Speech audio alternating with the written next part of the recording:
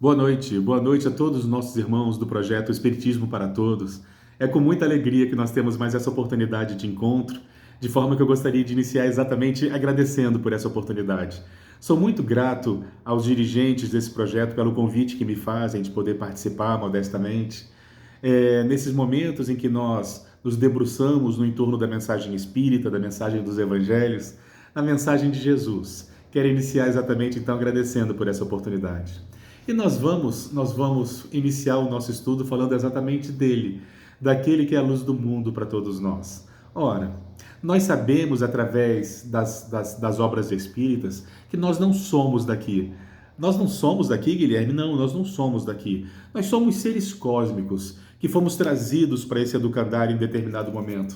Da mesma forma que aqui nós não permaneceremos, daqui nós partiremos para outros mundos. Nós somos seres cósmicos e fomos trazidos para cá pela necessidade que tínhamos de reencarnar nesse mundo, de encarnarmos nesse mundo. Mas daqui, num determinado momento, nós partiremos para outros mundos, conforme nós formos nos libertando do nosso egoísmo, das nossas dificuldades morais, das nossas limitações, conforme nós formos nos espiritualizando, não é isso? Conforme nós formos nos depurando, nós vamos alçando novos voos e daqui nós partiremos.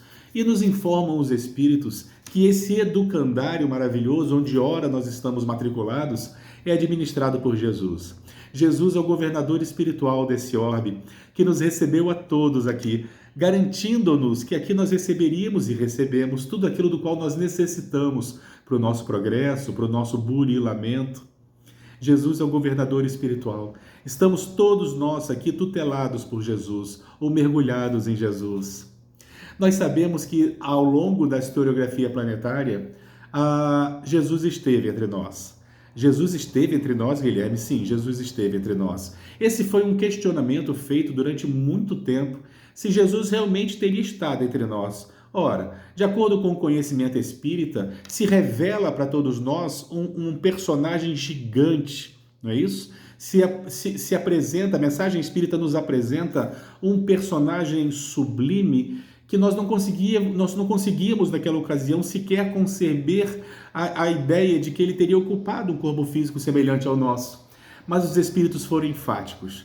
Os espíritos foram enfáticos afirmando que sim, Jesus esteve entre nós.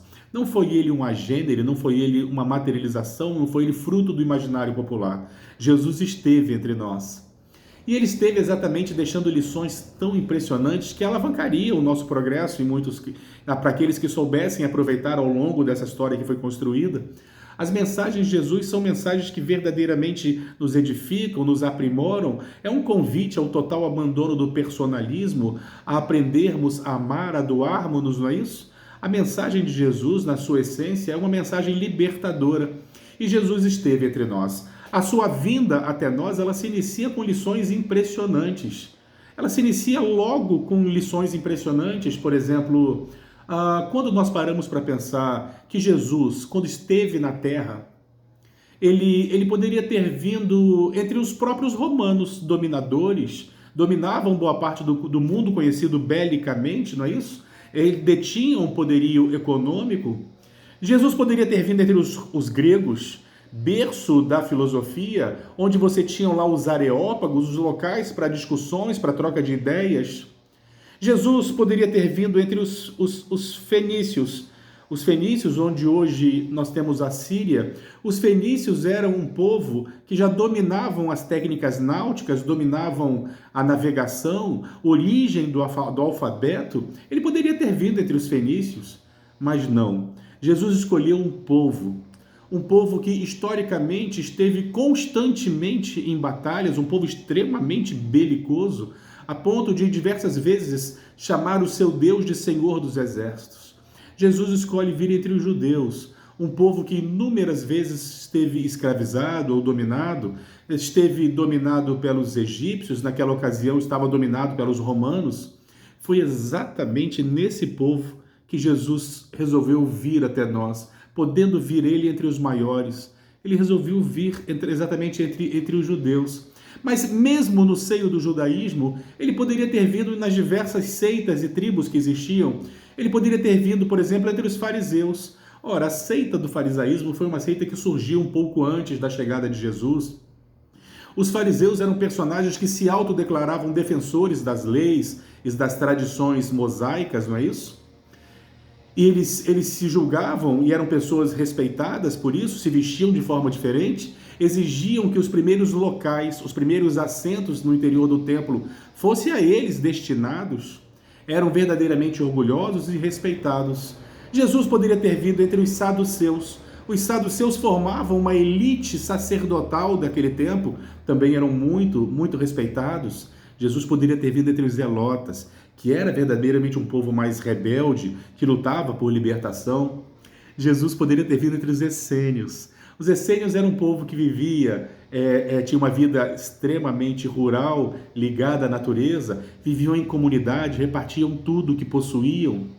Jesus poderia ter vindo entre os essênios, naturalmente, mas não. Jesus escolheu vir entre os galileus. Existia exatamente naquela região frases do tipo frases que diziam que nada de bom se esperava da Galileia, exatamente porque a Galileia era onde ficavam os mais pobres, era um povo muito misturado, existiam muitos estrangeiros, então era natural que não se esperasse nada de bom vindo da Galileia, e foi exatamente entre os galileus que Jesus veio. Mas nós não podemos esquecer ainda das lições da manjedoura, de forma que Jesus veio da menor forma possível. Ele veio entre os menores e da menor forma possível. E toda a sua história, nós só conhecemos ao menos 3 anos dessa história. Todo o restante é desconhecido. Nesses 3 anos, chamados 3 anos do seu messianato, ele espalhou as sementes maravilhosas do seu evangelho, falando-nos do perdão, falando da indulgência, falando da benevolência, falando da importância do amarmos-nos no sentido de desejarmos ao outro aquilo que nós gostaríamos para nós mesmos. Falava da caridade, do amor, do perdão, da fraternidade. Ele, durante 3 anos, ele exemplificou todas essas lições. Diferente de diversos outros profetas e filósofos que já passaram na face da terra, ao longo da nossa historiografia, Jesus, diferente dos outros, ele exemplificou todas as virtudes que ele ensinava. Ele exemplificou para nós todas as virtudes, sem exceção. De forma que esses 3 anos, Jesus espalhou sementes tão importantes que praticamente nós podemos afirmar que mudaram a configuração do mundo. E o final, o momento do seu retorno, o seu retorno ao seu trono espiritual, vamos dizer assim, ele não podia ser diferente disso tudo. Ele chega de uma forma pequena, humilde, e ele parte também de uma forma impressionantemente repleta de lições. O seu Calvário, que é objeto de estudo da noite de hoje. Nós sabemos que após aquela famosa, conhecida ceia, não é isso? Em que Jesus teria repartido o pão e teria dito coisas maravilhosas para os seus discípulos, se despedindo, anunciando aquilo que estava para acontecer. Após ter repartido o pão, Jesus faz um apelo aos seus discípulos, dizendo que os seus discípulos seriam reconhecidos por muito se amarem. E nós conhecemos a história. Nós conhecemos o que acontece, as ilusões de Judas Iscariotes, de forma que Jesus se coloca em oração com Pedro, Tiago e João, lá no Horto das Oliveiras, onde ele costumeiramente parava para orar quando estava indo em Jerusalém. Estando eles em Jerusalém por ocasião da festividade da Páscoa, naquela noite após a ceia, Jesus se recolhe em oração, em vigília e oração, estando acompanhado apenas de Tiago, João e Pedro. Quando, num determinado momento, se aproxima um magote, se aproxima um grupo de policiais, sacerdotes, e à frente deles a figura de Judas Iscariotes. Judas vai até o encontro de Jesus e lhe beija na face, exatamente para que os soldados soubessem quem eles deveriam prender. Eles então atam Jesus a cordas e o levam preso. Os seus discípulos ficam desesperados, percebendo que o pior estava para acontecer, e eles se dispersam. Pedro tenta acompanhar aqueles soldados que levavam Jesus atado a cordas, mas ali nós temos aquele grande momento em que Pedro nega Jesus por 3 vezes. As pessoas costumam ter nesse momento, costumam falar da fraqueza de Pedro. E sim, acaba sendo exemplo das fraquezas humanas, não é isso? Ele, que poderia ter testemunhado a favor de Jesus naquele momento, ele preferiu o medo e o silêncio, dada naturalmente a severidade com que os soldados e as pessoas se relacionavam naquele momento. Ele negou Jesus por 3 vezes. e as pessoas tendem a ter isso, uma mancha na história de Pedro. Entretanto, já paramos para pensar que se isso não tivesse acontecido, se Pedro tivesse realmente desafiado, se Pedro tivesse se rebelado de alguma forma, talvez nós não tivéssemos a mensagem como nós temos hoje. Mas Jesus, então, ele é levado para o palácio de Antipas, onde ele seria interrogado por Pilatos, governador daquela região. Governador. Pilatos, então, o que Pilatos faz? Pilatos resolve, então, conhecer Jesus, saber exatamente das acusações. Ora, os judeus não tendo do que acusar Jesus, não todos os judeus, naturalmente, mas aqueles personagens, sacerdotes, sumos sacerdotes, aquela elite que havia feito a estratégia da sua prisão, eles não tinham do que condenar, não tinham motivos para condenar Jesus. Então eles resolveram criar uma acusação, afirmaram que ele estava se dizendo o rei dos judeus. E Pilatos então vai questioná-lo, Pilatos vai questionar Jesus, dizendo, tu és rei? O que Jesus simplesmente lhe teria respondido, tu o dizes. E começa ali um interrogatório que todos nós conhecemos, não é isso? Pilatos começa a fazer inúmeras perguntas a Jesus, querendo entender exatamente o porquê daquele povo estar odiando tanto esse personagem. Mas Jesus permanece em silêncio para Pilatos. Mas mesmo assim, Pilatos fica impressionado com a grandiosidade moral daquele homem que não buscava se defender. De forma que ele queria exatamente, ele percebendo que Jesus era um inocente, ele queria soltá-lo. Ele se lembrou então que estavam no período das festas de Páscoa, uma festividade extremamente importante para os judeus. Ele se lembrou que nessa festividade era comum soltarem um preso. Sim, existiam inúmeras pessoas presas, mas existia um zelota, existia um personagem chamado Barrabás, extremamente perigoso e violento. Então, Pilatos foi até a multidão. Antes de ir até a multidão, Pilatos o despiu, o colocou um manto púrpura. O manto púrpura era usado só pelos príncipes, pelos líderes daquela ocasião.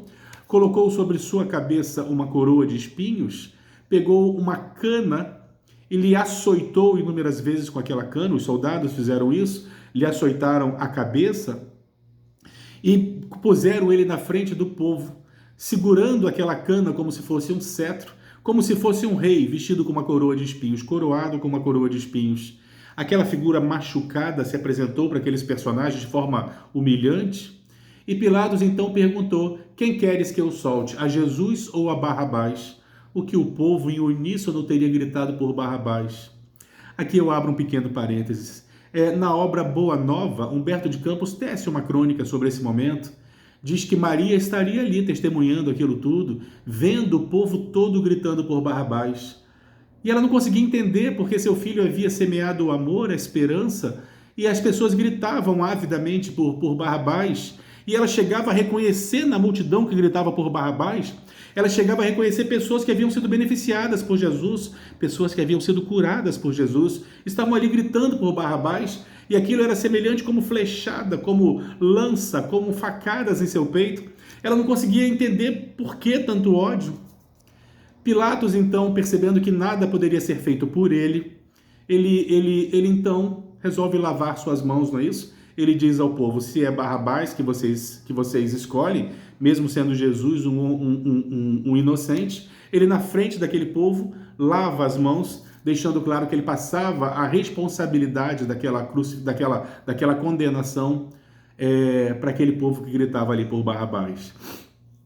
Então, Jesus, ele colocam às suas costas uma pesada cruz.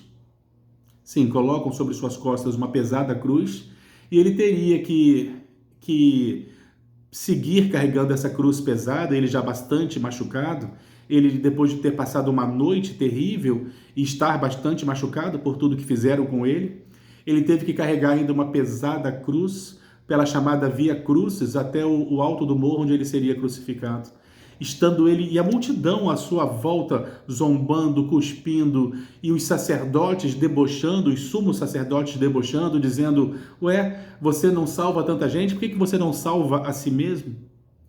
E Jesus foi caminhando com muito sacrifício, com muita dificuldade, aquela cruz pesada, quando no momento em que ele iria tombar, que ele havia tombado, os soldados romanos, percebendo que ele não conseguiria carregar a cruz até o final da Via Crucis, eles constrangem um personagem, um Simão, um sirineu, a auxiliá-lo a carregar a sua cruz, fazendo com que ele complete a sua Via Crucis. E ao final da Via Crucis, então, ele é pregado à cruz entre dois ladrões, não é isso? Um dos ladrões debochava dele, e o outro não, o outro mostrava que aquilo era um erro, porque eles haviam cometido crimes, estavam ali crucificados porque haviam cometido crime, aguardavam a sua morte. Mas Jesus não, Jesus era um inocente, era um puro, era uma pessoa boa. Jesus então é içado, é colocado à cruz, ele é crucificado.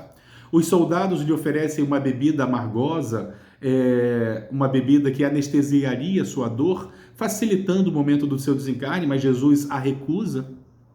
Os soldados então o ferem para acelerar a sua morte.